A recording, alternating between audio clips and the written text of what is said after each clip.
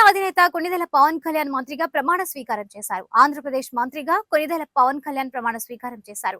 దైవ సాక్షిగా ప్రమాణం చేసిన జనసేనాని పవన్ కళ్యాణ్ ప్రమాణ స్వీకారం సందర్భంగా సభ ప్రాంగణం పవన్ నామస్మరణతో మారుమోగిపోయింది. ప్రమాణ స్వీకారం అనంతరం చిరంజీవి పాదాలకు పవన్ నమస్కారం చేశారు. నేను కొణిదెల పవన్ కళ్యాణ్ అనే నేను